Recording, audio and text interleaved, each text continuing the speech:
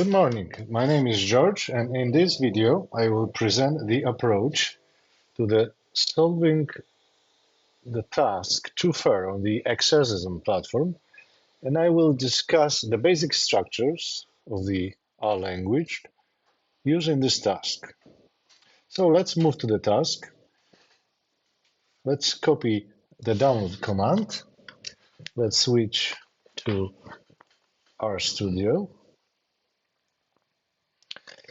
I close the files open when solving the previous task.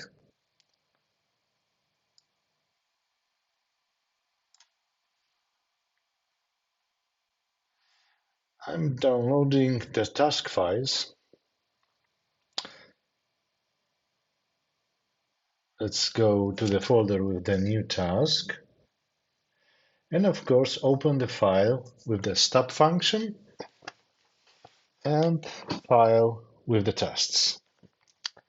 Let's also open the README file.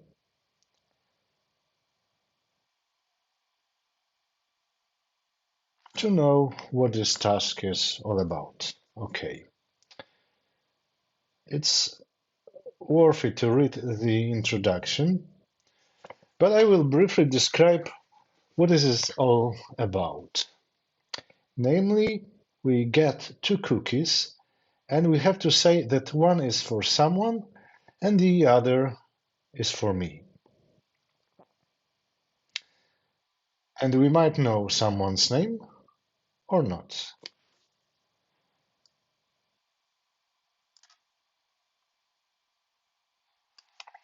If we do know the name, we say one for, and here the name, one for me.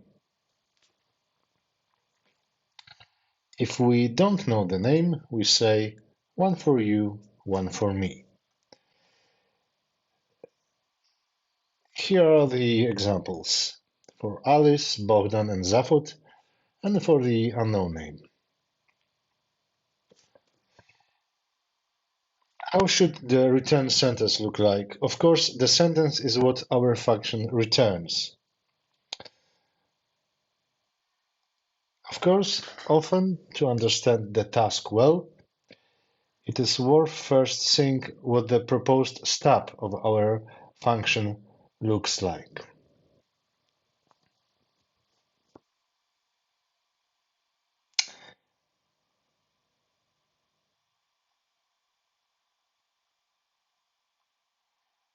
And also what the tests look like.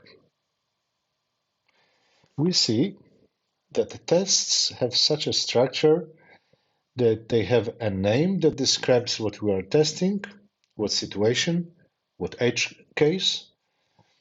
We are calling the tested function with specific arguments values, and we are specifying what is the expected output of this function, what this function should return.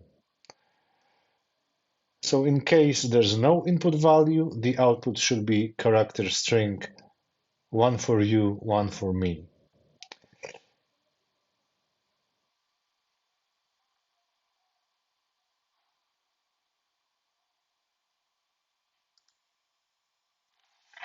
If there's Alice as an argument value, output should be character string, one for Alice, one for me. Similarly for Bob, one for Bob, one for me. These are three tests we have.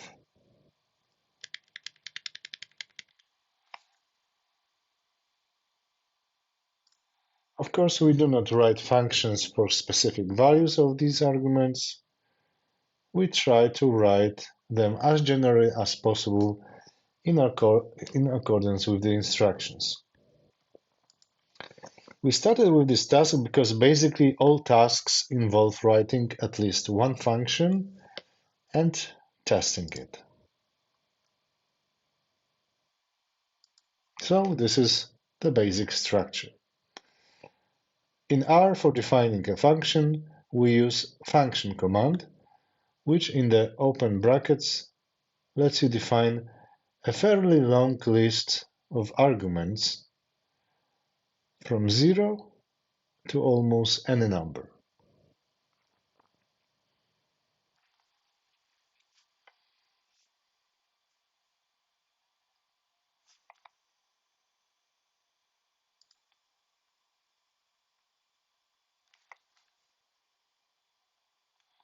And in the curly braces, we define the body of the function.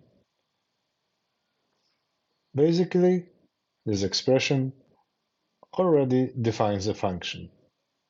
However, in the tests, we see that, well, to call this function, we need to have some name. And since basically each name in R simply represents some object, be it a vector, a list, or a function, we basically know that the function command returns an object which is a function. So we need to assign it to some name so that we can later use this name in tests to test this function. Functions in R can also be anonymous, and we could simply use this structure directly somewhere in the code without assigning it to a name.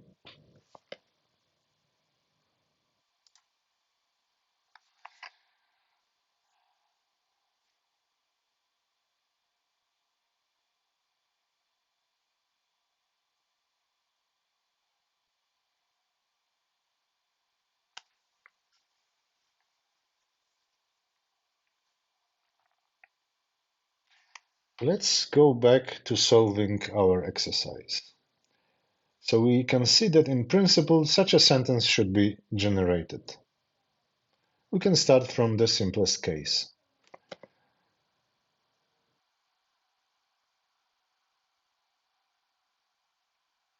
And we can see what testing looks like. We define a function that has no argument and returns such a string. It is worth saying that the R function returns the value of the last expression in its body.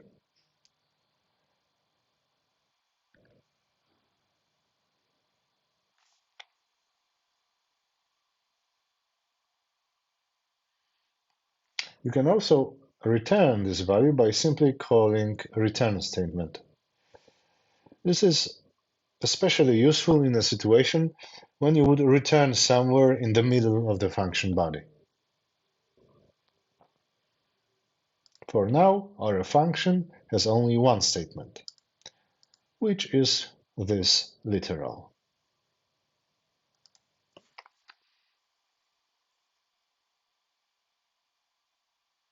Pressing Command Enter at the last line of this definition, I run the entire block of code that defines the function and assigns it to the object of the name toFur. We can now save the file and run our tests.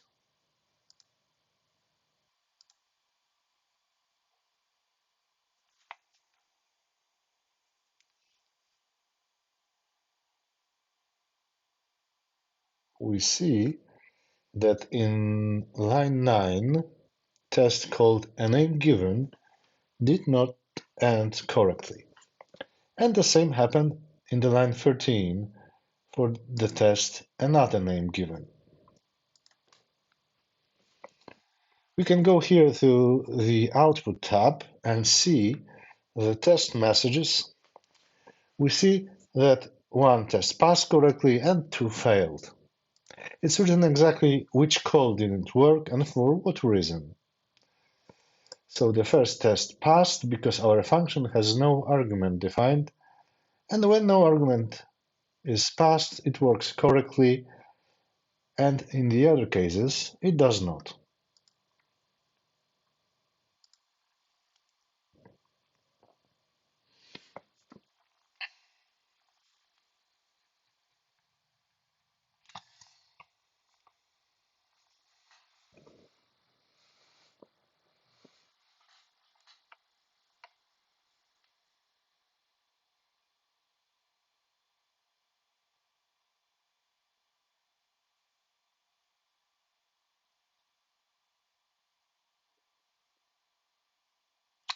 So let's define now the argument of the function,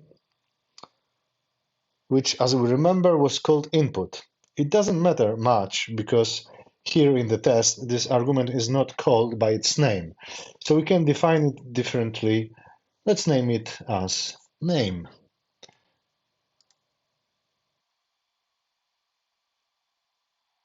Now we can use this name variable to construct a string of characters where this name will be used.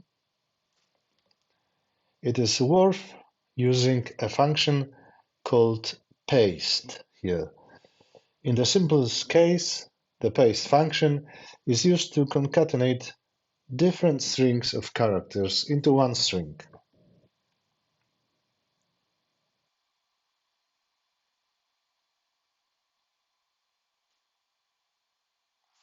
Let's use this function. Now we'll put the name variable in place of uString. We will separate these strings. So now the paste function accepts three arguments. First is the literal, then there is our name variable, and finally, again, the literal. Additional argument that we need to define here is the separator.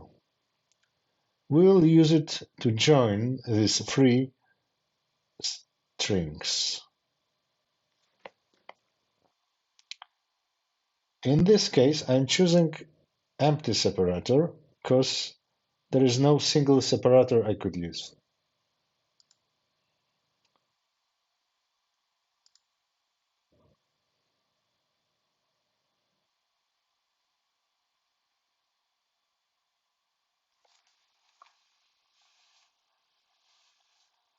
Let's run the tests.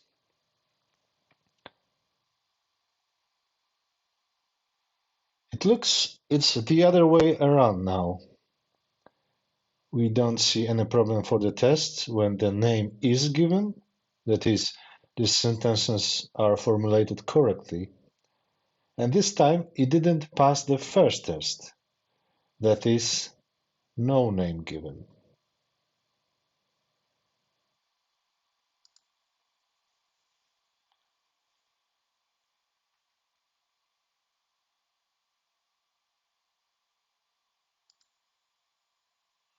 Indeed, if here no argument value is passed, name variable won't exist at all, so the function ends with an error.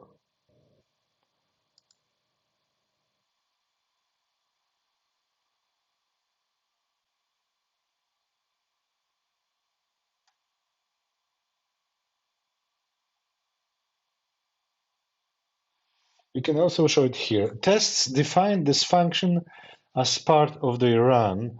If we'd like to run it here manually, we have to define it by hitting Command Enter. And here on the right side, in the environment panel, we will see that our function has been redefined. And now it has a name argument.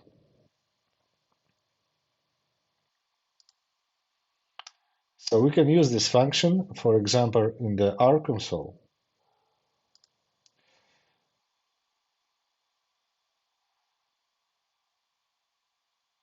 The call to the function exited abnormally on missing name, so wasn't executed in principle. What we can do, there are two ways. One, literally starting from what is written here in the error messages.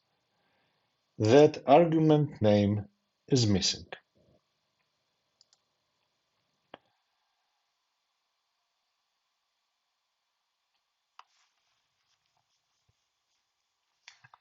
So no argument was passed. So we can use the function called missing, which checks if the argument was passed to the function. If it was not passed, then this function returns true, and we can define such argument here.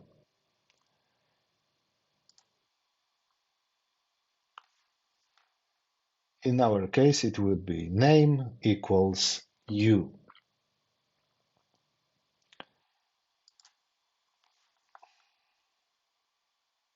So if the user does not provide any name, we want it to be you by default.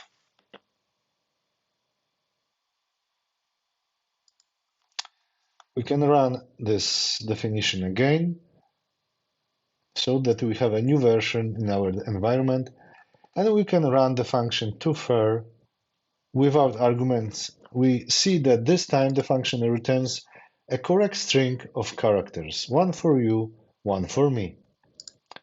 We can then run our tests again, and we see that all three run correctly with passing outcome. So our function works. I wanted to show a better way, and in fact a more desirable one, to define the argument that should take some default value if the user does not provide this default value, but we want to use it.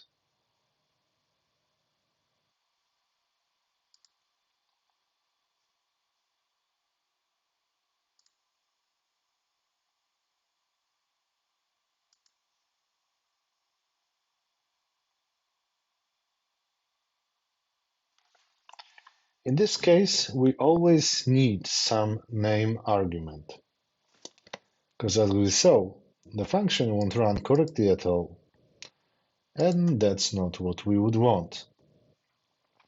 We are doing it in function definition by adding default value after argument's name. We can re-execute function definition again, and we see on the right side that it changed in our environment. And we call it without arguments first and see that it is inserted here by default. And we can call it with some argument, and we see that this argument is now placed where it should be. We can run our tests again, and this time they work as well. This is basically the best to use default arguments here.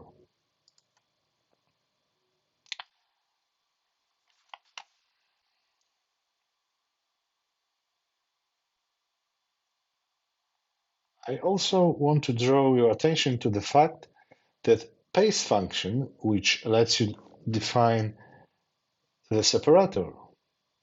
Let's show some separator here.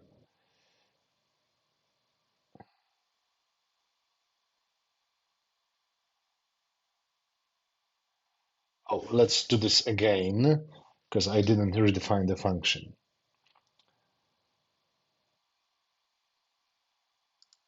Okay, now we can see that three strings are joined, but with this separator in between. The separator is not added to the beginning nor the start of the string. This might be used, for example, when generating CSV file. However, in our case, we do not want to have this separator, but it is quite a common case. There is another function from paste family, which by default sets the separator as empty. So you don't have to enter it, and it's called the paste zero function. That is zero length separator, you could say. Let's redefine this function and run it again. And it also behaves as before, with the separator inserted as empty. To be sure, let's run the test once again. Everything is fine, so we can send the task to the server. Let's just go to the proper directory.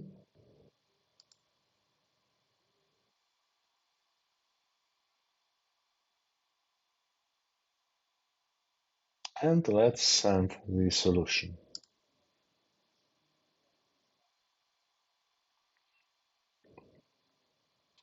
Let's switch to Exercism. We are refreshing the page. First of all, I wanted to show here you can see our solution.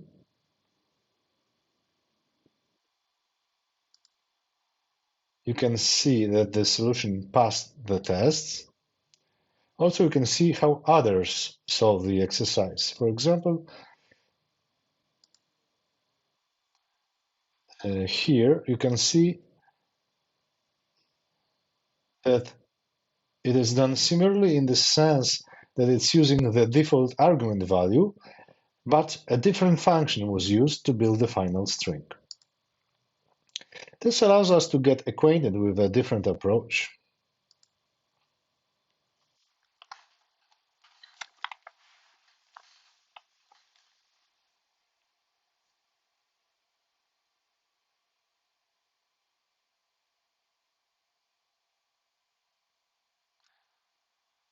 Another cool property is code review. We can ask a mentor via submit for code review to comment on our code.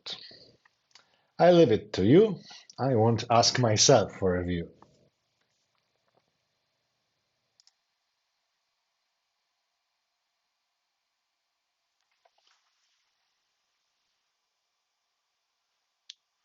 You can also do it from here, but at this point, we mark the task as completed. And we can now share all our iteration. In this case, just one would be viewable by community. Let's go back to the exercise. We see that our exercise is finished. We can go back to the list of exercises in our track. We got 1 point for not that we solved it, but that we have published our solution.